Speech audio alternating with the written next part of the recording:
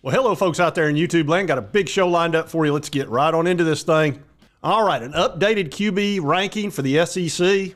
They've changed it around a little bit. We're going to go from top to bottom and discuss these quarterbacks because they are by far the most important position on the field. It's not even close. So let's get right on into this thing. It says they're shuffling the SEC quarterback rankings. And let's jump right on in here with Diego Pavia. Now, this guy was from New Mexico State, and he was pretty darn good. As a matter of fact, I believe he's the guy that beat Auburn last year. So they picked up a good quarterback, but this is the most thankless, hardest job in the world.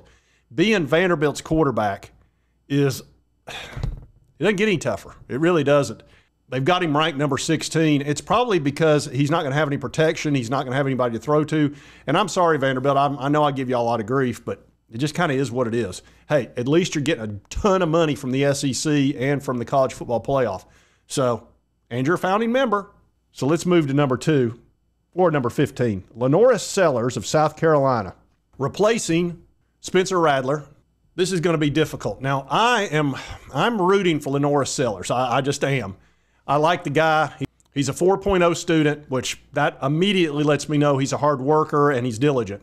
He's a big dude. He's 6'3", 250, which that's ideal for the SEC. So he can handle the rigors of this conference. The problem is he's not really ready. He came in as a high 3-star.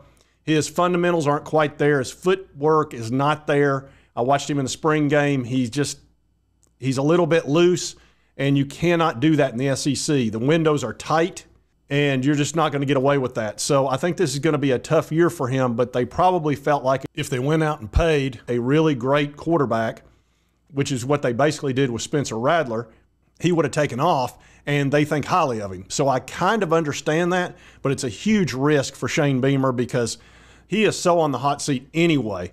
The only reason he's not basically gone, the 2 magical wins that he had against Tennessee and Clemson in 2022. Which I've taken a lot of grief from the South Carolina people over that because I've questioned how they possibly won those games. And they've come at me online quite a bit. Okay. All right. We got served. So now, I guess, it's on. But, hey, it is what it is. Nobody can make sense out of those 2 wins. They went 2-7 after that. Beat 2 top 10 teams, went 2-7. And, of course, Connor Stallions, I can't imagine him reaching out to a team who would be playing the teams that could get in the way of his Michigan Wolverines getting in the playoff. And, of course, the whole footballscoop.com, that report came out that a person with direct knowledge said he may very well have reached out. This is a guy that was on Central Michigan's sideline. You think he wouldn't go across the line? Anyway, South Carolina, they're a little upset with me, and that's okay. I'm mad that we're not playing them this year. Now, I told them all last year we were going to get our revenge. And I will have my vengeance in this life or the next. And, of course, we did. We ran Spencer Rattler out of the stadium, actually ran him out of his own end zone. It was that bad. That poor guy, he didn't have much protection, to say the least. And, of course, with our edge rushers, it's tough. But, unfortunately, we're not playing them this year, and that stinks because I want some more revenge. But it is what it is. And I do root for Lenoris Sellers. I hope he has a good year. It's going to be tough. But that's a great story. If he does, it's a great story. So let's move on to Talon Green of Arkansas. This one, man, I'm telling you, I'm just not feeling this. He's a decent quarterback. He's not a great quarterback. And Arkansas, Sam Pittman, you're basically gone. I mean, you're on the hot seat, but you're pretty much halfway out the door. They've already got Bobby Petrino ready to fill your spot as soon as you've lost a few games in a row. They'll probably put Petrino in as acting head coach, 7th or 8th game, something like that if I had to guess. But anyway, I'm not impressed with this starting quarterback. He may be okay, though. Peyton Thorne. Now, I got a lot to say about this, Auburn. This guy he's not a great quarterback. He's okay, and Auburn's got a lot of talent. And they're the one team that had Georgia and Alabama beat last year and somehow screwed it up. Now, the Georgia thing I can kind of understand because Carson Beck got his groove on. But the Alabama game was just, you shit the bed, honestly. And I was a big proponent of you going out and getting a big-time quarterback. You've got the money. You've got your Yellowwood money and all that. You should have done that. I think he would be a very dangerous team. Now, Peyton Thorne's an okay quarterback, and they did bring in some really good wide receivers. Maybe he proves me wrong and he does like a Graham Mertz type thing and ups his percentage and quits throwing the interceptions. And he did learn how to run the ball, which is really helpful. So being kind of a dual threat guy, it's not quite as harsh, but I'd have gone out and paid the money. I would have gone after Brock Vandagriff or somebody like that. And speaking of Brock Vandagriff, they've got him at number 12. This is a major wild card. This was a big-time 5-star out of Georgia. He was the backup to Carson Beck. Very good quarterback. I would expect, obviously, he's the starter. They've paid him some big money. And at Kentucky, he might have some real success. I wouldn't be surprised if they win 8 games next year, maybe even 9. That could happen. Brock is going to be the key to it. But I think they're pretty excited in Kentucky land. And I consider this to be a big story this year to see what Brock does there in Kentucky. It's one of the things I really like about the transfer portal.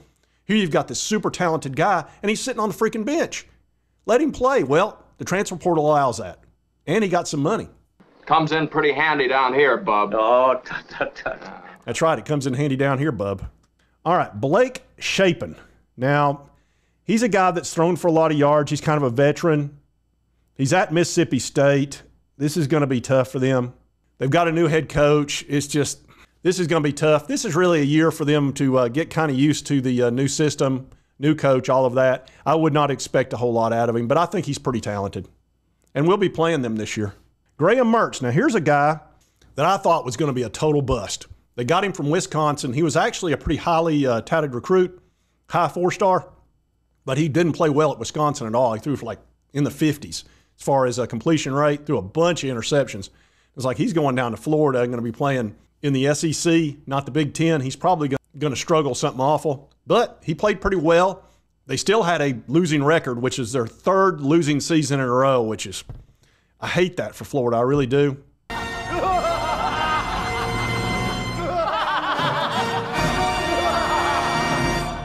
Yeah, but unfortunately it is what it is. I had to bring that up.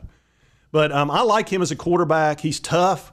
He makes smart decisions. He doesn't throw long balls very much at all, but he moves the ball very gradually down the field, and he's a solid starting quarterback in the SEC, and they got a 5-star right behind him, DJ Lagway. Now, I don't know that Billy Napier is going to last past this year. I highly doubt it. Their schedule's a nightmare, absolutely brutal. If you haven't seen it, I'll pull it up here for you. And it starts out, it's pretty tough. You know, Miami, they have the one easy game of Sanford, then Texas A&M at Mississippi State, Central Florida, which will be a tough game. Then they got to come to Tennessee. Oh, man, I can't wait for that game. The entire state's waiting for Florida. Then they got Kentucky, and Kentucky's really caused them problems. And then they've got the gauntlet. Look at this. Georgia, Texas, LSU, Ole Miss, and Florida State.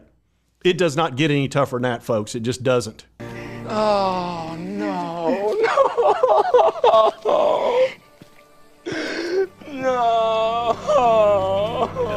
Yeah, that'll probably be the end of Billy Napier's time there.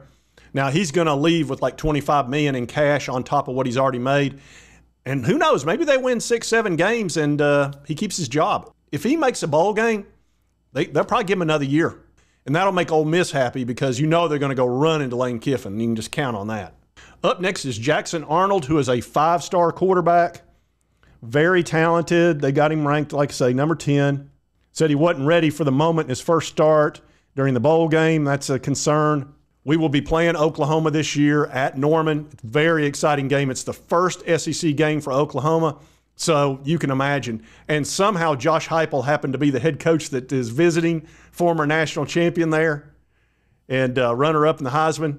So if you don't think SEC knows what they're doing with these schedules, oh, they fully think it out, let me assure you. It's going to be a very exciting game, and this guy's super talented. So we'll see how it goes, but that's a heck of a test. Man, I wish they were coming to Neyland. Connor Wagman.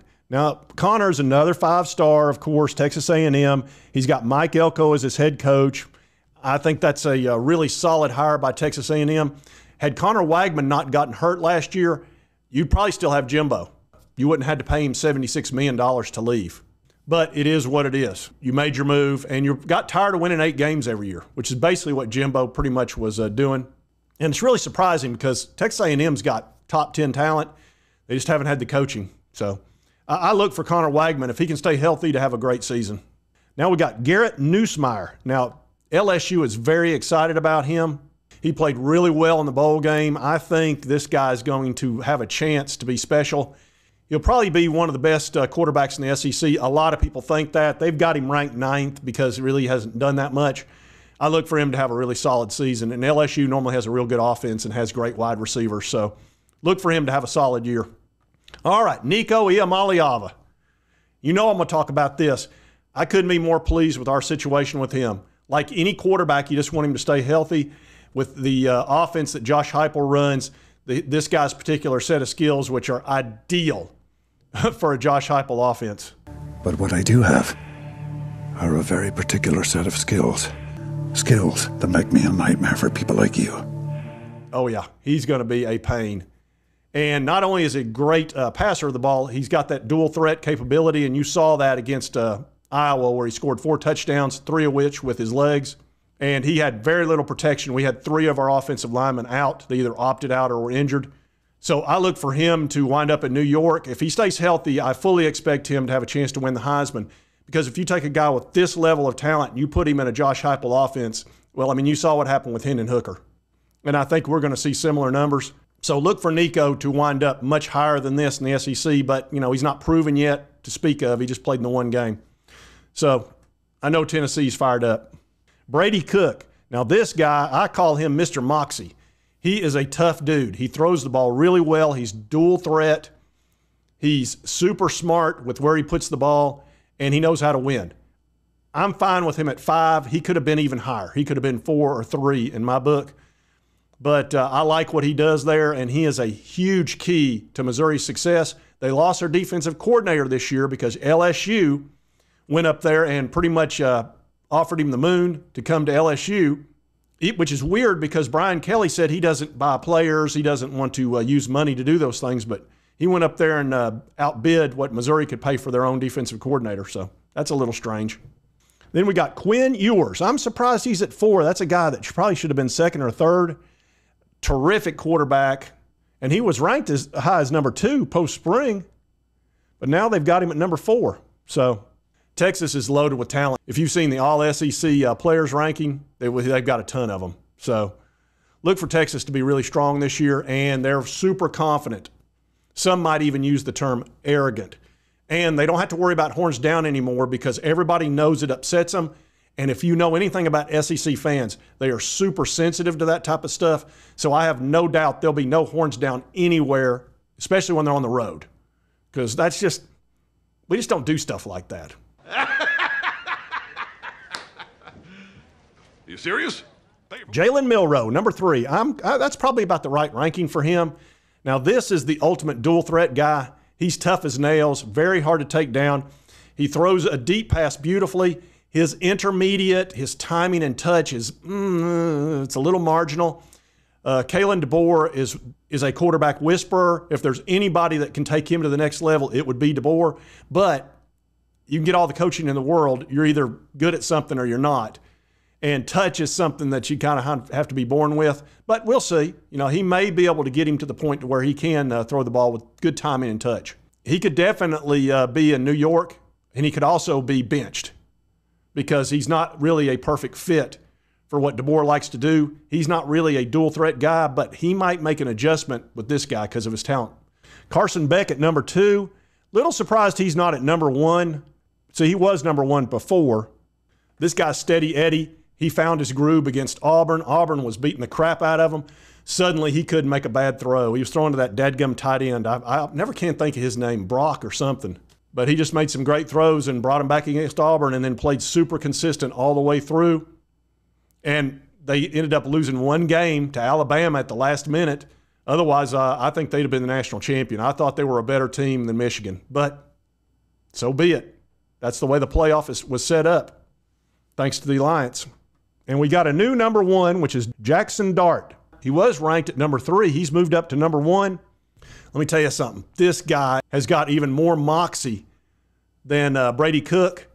Got a great arm. He's tough as nails, loves to run the ball. He's got a terrific offensive-minded head coach in Lane Kiffin. Probably the top two when it comes to offense in the SEC right now would be Josh Heupel and Lane Kiffin. And with Kalen DeBoer coming in, he might be right in there with them. But Jackson Dart's going to light it up this year, and they have a super easy schedule. I really expect them to get in the playoff unless they, screw up somewhere.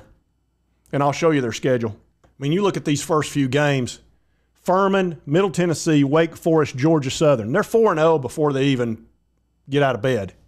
Then they're going to play Kentucky at home, at South Carolina. Their first big game is LSU, and that's a game they could lose because it's at LSU. But I think they'll be 6-0 before they get there. Then they got Oklahoma at Oxford, at Arkansas. That's a win. They got to play Georgia. That's a loss. I think they'll have 2 losses through here. As long as they can beat Florida and Mississippi State, they're in. They're not going to beat Georgia, and they're going to lose to either LSU or Oklahoma, I would guess. So 10-2 it's kind of baked in there. They've got so many easy wins. And 10-2 is going to get you in the playoff in the SEC. You can pretty much count on it because they're going to take strength of schedule into consideration. And we all know the SEC is the toughest schedule out there. And then the Big Ten would be number 2. And then probably, I don't know, it's probably tied for 3rd ACC and Big 12. But anyway, Jackson Dart is now number 1.